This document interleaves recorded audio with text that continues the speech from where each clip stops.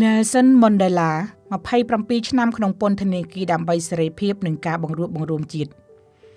តើអ្នកអាចទ្រាំរស់នៅក្នុងបន្ទប់ឃុំឃាំងតូចមួយគ្មានពន្លឺថ្ងៃគ្មានសេរីភាពអស់រយៈពេលរហូតដល់27ឆ្នាំដោយសារតែអ្នកហ៊ានឈរតស៊ូទាមទារសិទ្ធិស្មើគ្នាជូនជនរួមជាតិរបស់អ្នកដែរឬទេមនុស្សភាគច្រើនប្រហែលជាការចិត្តសងសឹកនិងខឹងសម្បារជារៀងរហូតប៉ុន្តែសម្រាប់បុរសម្នាក់នេះនៅពេលគាត់ដើរចេញពីពន្ធនាគារគាត់មិនបានជ្រើសរើសរកវិធីសងសឹកឡើយគាត់បានជ្រើសរើសការអត់ឱននិងការបង្រួបបង្រួមជាតិរហូតក្លាយជាប្រធានាធិបតីស្បែកខ្មៅដំបូងគេនិងជាវីរបុរសសន្តិភាពពិភពលោកថ្ងៃនេះខ្ញុំសូមនាំបងប្អូនមកស្គាល់លោក Nelson Mandela ដែលលោកកើតនៅក្នុងឆ្នាំ1918នៅក្នុងប្រទេសអាហ្វ្រិកខាងត្បូងគាត់បានធំឡើងដឹងក្តីចំពេលដែលប្រទេសជាតិកំពុងស្ថិតនៅក្នុងរបបមួយមានឈ្មោះថា Apartheid តើរបបនេះគឺជាអ្វីវាជារបបផ្លូវការមួយដែលរៀបចំដោយរដ្ឋាភិបាលស្បែកសសម័យនោះដើម្បីជិះជាន់និងរើសអើងពូជសាសន៍ស្បែកខ្មៅប្រជាជនស្បែកខ្មៅដែលជាម្ចាស់ស្រុកគ្មានសិទ្ធិបោះឆ្នោតគ្មានសិទ្ធិចូលសាលារៀនដូចគេនិងមិនអាចរស់នៅក្នុងតំបន់តែមួយជាមួយជនជាតិស្បែកស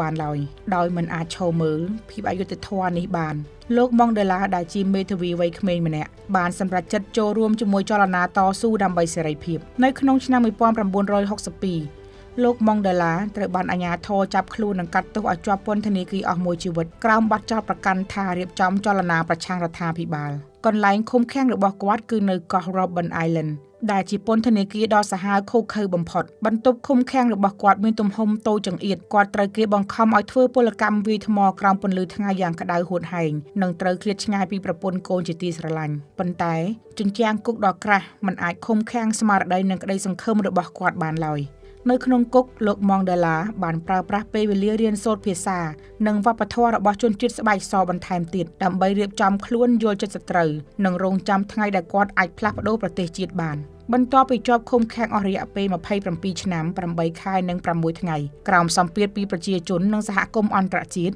លោក Mandela ត្រូវបានដោះលែងឲ្យមានសេរីភាពវិញនៅក្នុងឆ្នាំ1990អ្វីដែលធ្វើឲ្យពិភពលោកស្រឡាំងកាំងបំផុតនោះគឺនៅពេលគាត់មានអំណាចគាត់មិនបានយកអំណាចនោះទៅសងសឹកជនជាតិស្បែកសដែលធ្លាប់ជិះជាន់ឬដាក់គុកគាត់ឡើយគាត់បាននិយាយថាប្រសិនបើយើងសងសឹកយើងនឹងធ្វើឲ្យប្រទេសនេះឆេះខ្លោចដោយសារសង្គ្រាមស៊ីវិលនៅក្នុងឆ្នាំ1994លោក Nelson Mandela បានឈ្នះឆ្នោតក្លាយជាប្រធានាធិបតីស្បែកខ្មៅដំបូងគេនៃប្រទេសអាហ្វ្រិកខាងត្បូងតាមរយៈការបោះឆ្នោតដោយសេរីនិងស្មើភាពគ្នាជាប្រវត្តិសាស្ត្រគាត់បានបង្កើតគណៈកម្មាធិការស្វែងរកការពិតនិងការផ្សះផ្សាដើម្បីព្យាបាលមុខរបួសជាតិនិងបង្រួបបង្រួមមនុស្សគ្រប់ពណ៌សម្បុរឲ្យរស់នៅជុំគ្នាដោយសន្តិវិធីគុណបំណាច់ដ៏ធំធេងនេះបានធ្វើឲ្យលោក Mandela ទទួលបានពានរង្វាន់ Nobel សន្តិភាពហើយអង្គការសហប្រជាជាតិថែមទាំងបានកំណត់យកថ្ងៃទី18ខែកក្កដាដែលជាថ្ងៃកំណើតរបស់គាត់ជាថ្ងៃ Nelson Mandela អន្តរជាតិទៀតផងលោក Nelson Mandela បានលាចាកលោកនៅក្នុងឆ្នាំ2013ក្នុងវ័យ